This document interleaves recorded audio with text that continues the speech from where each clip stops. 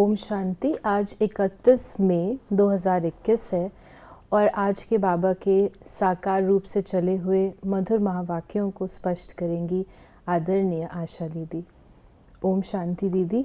ओम शांति। बाबा ने कहा, मीठे बच्चे, ये दुनिया कब्रिस्तान होने वाली है, इसलिए इससे दिल नहीं लगाओ, परस्तान को याद करो। दुनिया कब्रिस्तान ऑलरेडी है, होने वाली है, ऑलरेडी है। बाकी वो जो शब्द अगर हम यूं लें, कब्रिस्तान होने वाली है, तो वो भी सच में होने वाली है। आप देखिए अभी कोरोना काल में क्या बुरा हाल है। शरीर को खत्म करने के लिए भी अपॉइंटमेंट लेनी पड़ रही है। टायर और पता नहीं किस चीज से जला रहे हैं, डीजल से,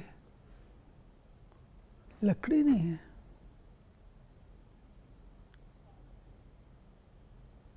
इससे ज्यादा आप क्या अधोगति इमेजिन कर सकते हैं। प्रश्न है कि तुम गरीब बच्चों जैसा खुश नसीब दुनिया में कोई भी नहीं है। क्यों? क्योंकि तुम गरीब बच्चे ही डायरेक्ट उस बाप के बने हो जिससे सदगति का वर्षा मिलता है। गरीब बच्चे ही पढ़ते हैं। वह गरीबी खुशकिस्मती है जो पढ़ने के लिए हमें प्रोत्साहित तो करती है।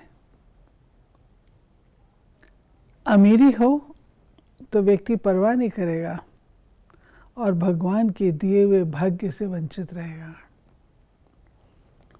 गरीब बच्चा मेहनत करेगा कि मेरे पास ये नहीं है, मेहनत करेगा। साहूकार यदि थोड़ा पढ़ेंगे भी तो उन्हें बाप की याद मुश्किल से रहेगी, क्योंकि उनकी बुद्धि इतनी सारी चीजों में जो गई हुई है। तुम्हें तो अंत में बाप के सिवाय और कुछ भी याद नहीं आएगा, इसलिए तुम सबसे खुश नसीब हो। तुम बच्चे भी जानते हो कि परिस्तान स्थापन करने वाला हमारा बाबा फिर से आया हुआ है। बच्चे ये भी समझते हैं अगर इस कब्रिस्तान से दिल लगाई तो घाटा पड़ जाएगा। बाबा ने कहा, तुम बच्चों को बुद्धि में हर कदम रहना चाहिए, यही है मन मनाभव। बाप की याद में रहने से ही परिस्तानी बनेंगे।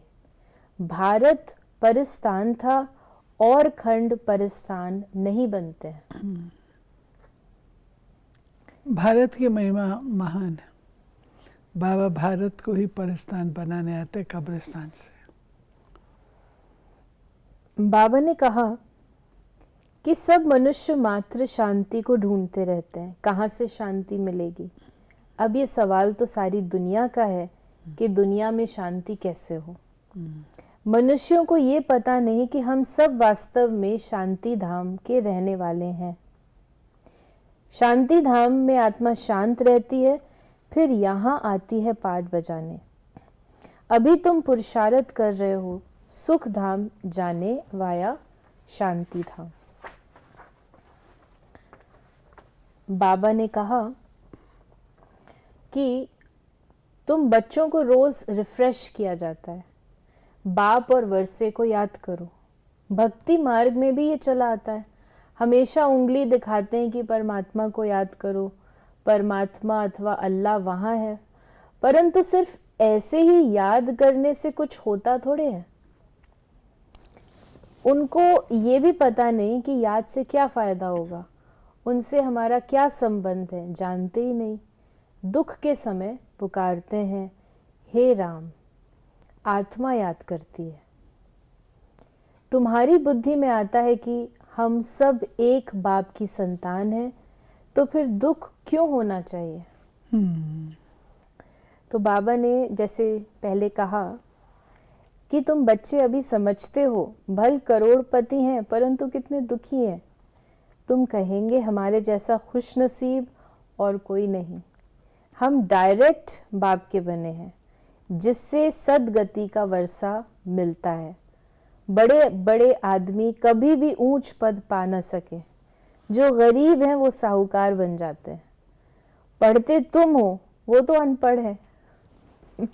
ये जो ईश्वरीय पढ़ाई है उसकी महिमा बाबा कर रहे हैं कि भले धन धान्य संपत्ति बहुत कुछ हो, लेकिन अगर उनकी ज़िंदगी में सुख नहीं है तो किस काम का। इसलिए बाबा कहते हैं कि ये पढ़ाई पढ़ो, गरीबी अच्छी जो कम से कम भगवान के समीप तो लाती है, भगवान के वर्षे के अधिकारी तो बनाती है, भगवान की पढ़ाई को पढ़ने के लिए हमें प्रोत्साहित तो करती है। तो जब हम पढ़ाई पढ़ते हैं तो हम साहूकार हो जाते हैं। और क्योंकि करोड़पति जो रहे वो अपने करोड़ों में ही मस्त रहे, तो वो इस जन्म पढ़ाई तक के लिए। पढ़ेंगे ही नहीं, तो फिर वैसे के वैसे रह जाएंगे। और जैसे बाबा ने कहा, पढ़ाई पढ़ भी ली तो याद में नहीं रह सकते। अंत में तुमको सिवाय बाप के और कुछ भी याद नहीं रहना है। जानते हो ये सब कब्रिस्तान होना है। बुद्धि में रहना चाहिए, ये जो हम धंधा आदि करते हैं थोड़े समय के लिए है। फिर बाबा ने कहा, अब तुम्हारा सेंटर बड़े ते बड़ा तीर्थ है। तुम्हारे सेंटर्स जहाँ जहाँ हैं वे बड़े से बड़े तीर्थ हैं, जहाँ से मनुष्य को सुख शांति मिलती है। तीर्थ उस स्थान पे कहते हैं जहाँ पर किसी विशेष धर्म पिता ने, धर्मात्मा ने कुछ कार्य संपन्न किया, किसी का बर्थ प्लेस हो तो तीर्थ स्थान है, कहीं पर कुछ विशेष कार्य करते तो वो तीर्थ स्थान है। तो बाबा कहते तुम्हारे जो सेवा केंद्र है बड़े बड़े तीर्थ हो जाएंगे। क्यों? उन सेवा केंद्रों से कितनी आत्माएं सुख पाके जाएंगे और कितनी आत्माएं वर्षा पाके जाएंगी, तो तीर्थ स्थल बन जाएंगे। बाबा ने कहा, ये सोर्स ऑफ इनकम है, इससे तुम्हारी बहुत आमदनी होनी है। तुम बच्चों के लिए ये भी धर्मशाला है, बड़े ते बड़ा तीर्थ है। फिर बाबा ने कहा कि भगत लोग बड़े प्रेम से मंदिर आदि में चरणामृत लेते हैं, समझते उनसे हमारा हृदय पवित्र हो जाएगा, परंतु वो तो पानी है। यहाँ तो बाप कहते हैं, मुझे याद करो तो वर्षा मिलेगा। बाबा ने फिर कुंभ के मेले के लिए बताया कि वास्तव में कुंभ का मेला ये है। ये जो बाबा ने चरणामृत की बात कही ना, तो कोई कोई स्थान के उसको ऐसे कहते हैं अमृत। अब सोचने की बात है, कोई ऐसे अमृत पान करने से, पानी का वो ले लेने से कोई व्यक्ति अमर तो नहीं हो जाता, लेकिन ज्ञान अमृत अवश्य है जो हम पीते हैं प्रतिदिन, इससे हम अमृतत्व को प्राप्त होते हैं। बाबा ने कहा कि वास्तव में कुंभ का मेला ये है, वो मेले तो जन्म जन्मांतर करते आए, परंतु बाप कहते हैं इससे वापस अपने घर कोई भी जा नहीं सकते, क्योंकि जब आत्मा पवित्र बने तब जा सके, परंतु अपवित्र होने के कारण सबके पंख टूटे हुए हैं। आत्मा को पंख मिले हैं। योग में रहने से आत्मा सबसे तीखी उड़ती है। तो जो बाबा ने पहले भी बताया कि कोई का हिसाब किताब लंदन में, अमेरिका में होगा तो झट उड़ेंगे, वहां सेकंड में पहुंच जाते हैं। लेकिन मुक्ति धाम में तो जब कर्मातीत हो तब जा सके, तब तक यहाँ ही जन्म मरण में आते हैं। जैसे ड्रामा टिक टिक हो चलता है, आत्मा भी ऐसे है, टिक हुई ये गई। यानी जब शरीर छोड़ते हैं तो तुरंत चली जाती है। तो फिर ये क्यों कहते हैं ये 13 दिन रहती है? ऐसा नहीं होता है। नहीं, ऐसा सब आत्माओं के साथ ऐसा नहीं होता है। जैसे कुछ आत्माएं हैं जो कि तुरंत चली जाती हैं, हिसाब किताब पे डिपेंड करता है। कुछ आत्माएं जो है वो थोड़ा, जिस घर से जाती हैं तो उस घर में वो रहती है, विचरती, उसकी ममता होती है, टूटती नहीं है ना, तो 13 दिन रहती है, इसलिए वो 13 दिन करते हैं। और जो ब्राह्मण बच्चे हैं वो तो बाबा के पास चले जाते, सूक्ष्म वतन, बाबा बच्चों को वहाँ रखते हैं और उसके बाद जो उनको अनुभव कराते हैं, क्योंकि हर ब्राह्मण को अव्यक्त वतन का अनुभव करने की इच्छा होती है, तो बाबा उनको वो अनुभव कराते हैं। उसके बाद फिर उन आत्माओं को भी बाबा भेजता है। तो ज़रूरी नहीं है कि सब आत्मा तुरंत की तुरंत चले जाए, किसका कैसा किसका कैसा किसका कैसा। बट आइडियल, अगर आइडियल है कि वो तुरंत चली जाएगी। चले जाए। बाबा ने कहा कि जब नंबरवार पुरुषार्थ अनुसार लायक बन जाएंगे तो फिर पुरानी दुनिया का विनाश होगा। बाबा कहते हैं कल्प के बाद, अभी तुम वो पाठ बजा रहे हो, कल्प के बाद फिर बजाएंगे, तुम पवित्र बनते हो। कहते हो बाबा का फरमान है, काम रूपी शत्रु को जीतो, मामेकम याद करो। बहुत सहज है। भक्ति में साक्षात्कार होता है, सो भी अल्पकाल के लिए तुम्हारी आश पूरी होती है। ये साक्षात्कार होता है, वो भी मैं कराता हूँ। ड्रामा में नूंद है, जो पास्ट हुआ second by second drama shoot किया हुआ है। ऐसे नहीं कहते अब शूट हुआ, नहीं, ये तो अनादि बना बनाया ड्रामा है। जितने भी एक्टर्स हैं सबका पाठ अविनाशी है, मोक्ष को कोई नहीं पाते। फिर बाबा ने कहा, बाप कहते हैं आयुष्वान भव, धनवान भव, निर्वृत्ति मार्ग वाले ऐसे आशीर्वाद दे न सके। बाबा इस तरीके के आशीर्वाद नहीं देते हैं। बाबा तो हम बच्चों को कहते हैं तुम वर्षे को क्लेम करो, मैं ऐसे आशीर्वाद नहीं देता हूँ। ये तो एक एक चीज़ आप मांग रहे हो, मैं तो तुमको मुट्ठा ही दे देता हूँ। तो बाबा ने कहा देवताएं वाम मार्ग में कैसे जाते हैं, वो निशानियां हैं। फिर बाबा ने कहा कि बाप है नॉलेजफुल, तुम्हारा एक ही बाप, टीचर गुरु तीनों हैं। ये सदैव बुद्धि में रहे। शिव बाबा हमको पढ़ाते हैं।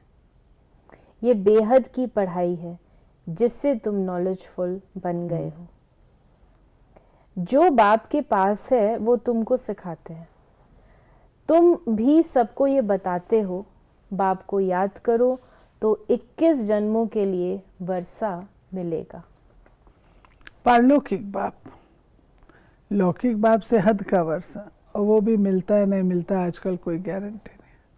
लेकिन पारलौकिक बाप कहते हैं कि मुझे याद करो तो 21 जन्मों का वर्षा तुम्हें सुख सुख शांति संपन्नता। वरदान है आज का, नशे और निशाने की स्मृति से सर्व कर्मेंद्रियों को ऑर्डर प्रमाण चलाने वाले ताज व तख्त नशीन भव। संगम युग पर बाप दादा द्वारा सभी बच्चों को ताज और तख्त प्राप्त होता है।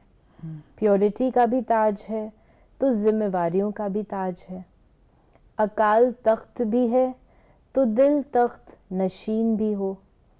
जब ऐसे डबल ताज और तख्त नशीन बनते हो तो नशा और निशाना स्वतः याद रहता है। फिर ये कर्मेंद्रियां जी हजूर करती हैं। जो ताज व तख्त छोड़ देते हैं उनका ऑर्डर कोई भी कारोबारी नहीं मानते। तख्त है बाप का दिल तख्त, अकाल तख्त, ताज है जिम्मेवारी का। तो अगर ये हमारे कायम रहते हैं तो कर्मेंद्रियां भी ऑर्डर मानेंगी। अगर मैं अपनी सीट को ही छोड़ दूंगी तो कर्मेंद्रियां मेरे कहना क्यों मानेंगी। स्लोगन है, कमजोर संकल्प ही प्रसन्न चित्त के बजाय प्रसन्न चित्त बना देते हैं। कमजोर संकल्प तो प्रश्नों की क्यों लग जाती है।